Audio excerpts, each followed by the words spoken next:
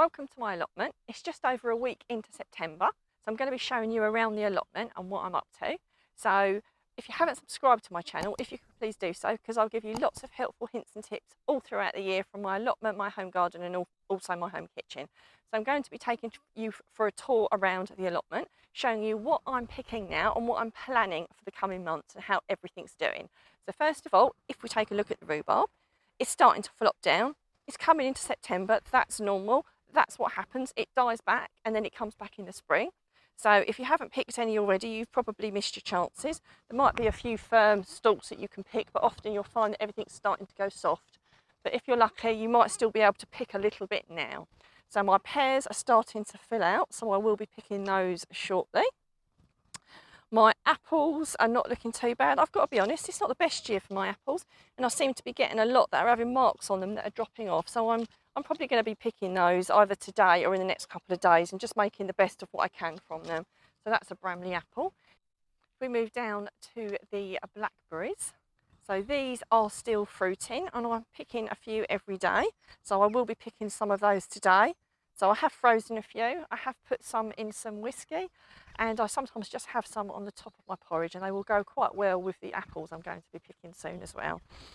As we move down and we look at the cabbages, I've been steadily picking the cabbages. They're doing really, really well. As I've said before, I double net with Enviromesh and some scaffolding net because it helps keep all the various pests out. As we move down, I've got my kale under there as well. Again, doing really, really well and double netted for exactly the same reason. My chard's doing really well also. The other day I came up here and I picked all the outer leaves off because they were getting a little bit shabby and tidied it up a little bit. So it might be worth checking yours out if you've not done that with yours as well. The sweet corn, we've had to put a bit of a barricade around it because lots of the sweet corn on the allotment, on other people's allotment, is being attacked at the moment. So we're not entirely sure what it is. As usual, there's much debate on what wild animal it is, whether it's foxes, badgers, rats, pheasants, pigeons, who knows. Either way, we've put some wire around it and we've also put some string to try and deter them, and hopefully that will do the job. I've got my second row of beetroot in there, which are coming on beautifully. My lettuces have nearly finished now, but there are still some that I can pick up there that haven't bolted. I took out the most bolted ones and put them on the compost the other day, and I've got some radishes coming on nicely there, which I sowed a few weeks ago, so they're coming on really quickly. So the leeks, I came up the other day and gave this a really good weed. So the leeks are all starting to fill out, so they're looking really nice and healthy. And I don't know if you remember, I dotted some parsnips in between where I had some gaps, and they're also looking quite good too. So as we move down, there's an area here where I had my onions. So I'm gradually digging this over. I'll do a little bit at a time, and I will be covering this with some membrane so I don't get any weeds over the winter. So I just need to finish the last little bit over here. I've got my Cape gooseberries, which are absolutely looking fantastic, but we haven't really got much in the way of fruit we can eat. We've got they're forming at the moment, so I'm really hoping that it's not too late and I will actually get some Cape gooseberries, but I felt the fruits inside and they're still too tiny. As we move over, the dahlias are looking really well. So I'll be picking some of those before I go home today and sharing them with people. And also the seeds that I started off a few weeks ago are in there. They're doing really well. So they were in August. So they're all coming up nicely. But as you can see, I do need to do a little bit of weeding in there, which I will be doing that in the next few days. It does sound like I've got a lot to do in the next few days or weeks. I've also still got 2 rows of potatoes, which I'm going to be digging those quite soon because I'm going to be putting my Savoy cabbage in there to overwinter and hopefully get in the spring. When you're thinking of planting things this time of the year, you really have to put a lot of thought into how long they're going to be in the ground and what you're going to sow next year. I know if I plant these here now, the Savoy cabbage, that they will be gone by the time I need to plant the squashes and the courgettes. So do bear that in mind when you're planting stuff this time of year, that it's not going to get in the way of your sowing in the following year. Carrots are doing beautifully and I've been harvesting lots of those. Same with the beetroots. The beetroots, my first sowing of beetroots, they're looking absolutely fantastic, as are my parsnips. So I've obviously been picking my carrots and picking my beetroots. I've picked some tiny parsnips just to thin them out, and I've also got some fennel in there, which actually the netting can come off of that now. I shall take that off today, I think, because I think they're at a size where the birds should leave them alone. they're not looking too bad actually, and hopefully I've got time for those to fill out as well. So they're quite fast growing, so fingers crossed they will do. The beans are doing really, really well. So I've been freezing several amounts of chopped beans. So I'm going to be picking some of those today and freezing some. I just slice them and freeze them. I don't blanch them, but the choice is yours. So as we move up to the squashes and pumpkins, in my last video, I talked about powdery mildew and I removed some of the leaves.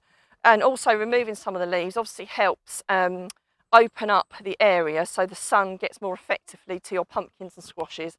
Now they're all really doing well, and as you can see they are all starting to grow more orange and mature. So I don't know if you remember what this looked like before. There was still quite a lot of green on that, and over the space of a week that's really oranged up quite a lot.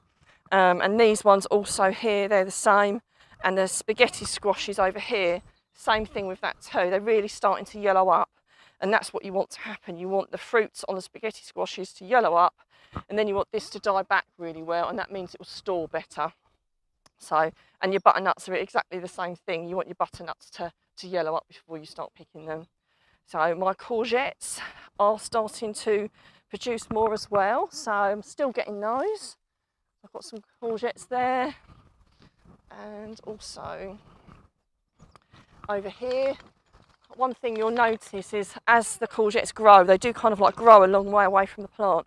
So you do have to kind of seek them out. As you can see, that courgette starts all the way over there, and this courgette has grown up to here. So that's why I don't cut the ends of my plants off, because obviously if I'd have done that, if I'd have cut that and stopped that from trailing, I won't be getting any more courgettes because that's where it's coming from. But I've got a lovely sized courgette there. So it's definitely worth letting them just do what they want to do. So as we move up, I've also got some autumn fruiting raspberries. So as you can see, they are ripening up beautifully. There you go. I'm going to have to tie some of these up, I think, especially in the fruit cage area, so because they're starting to get quite heavy and weigh down. So that's a job you can be doing if you've got any autumn fruiting raspberries. They're quite nice to have. They don't store quite as well as the summer fruiting ones, but they're still perfectly lovely. You can jam them, you can eat them fresh, you know, whatever. But just bear in mind they often go softer a lot quicker, and they don't store quite so well. So as we move up, I've got some eating apples here, some Brabants.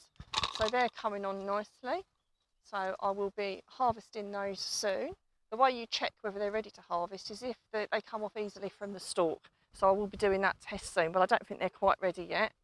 As you can see, my raspberries are growing into the fruit cage area, and this is what I was talking about. I will need to tie those up, but they are looking actually really quite beautiful. I think this is one of the best years I've had for the autumn fruiting raspberries. So that's really impressive. So I should be picking plenty of those today. So some other things you can be thinking about. I will be planting some overwintering onions. Now they are available in the shops now, so you could be sourcing those. I will be planting those in the next week or two. I'll also be planting some overwintering garlic, which I plant every year, which again, you can source from a garden centre. Or if you grew garlic last year and it grew quite successfully and you've still got some bulbs left, you can actually re-sow that in the ground. And some say that's better than buying it from the shops, that it grows better in the second or third years. And that's what the experts recommend. So that's what I will be doing. I will be using some of the garlic left over from last year's crop. I'm going to be picking out the biggest and the fattest ones to use for that. And I will be doing a video on how I do that. So, and like I say, generally you need to be thinking about what you're going to be planning for next year and where things are going to go, so everything's clear at the right time for what you're going to be planting. But of course I will be going through that with following videos to help you. So I do really hope that that's helped you, and it's given you lots of helpful hints and tips. If you've got any questions or queries, or what you're up to at the moment, I'm always interested to hear, so please do comment and we'll do our best to reply.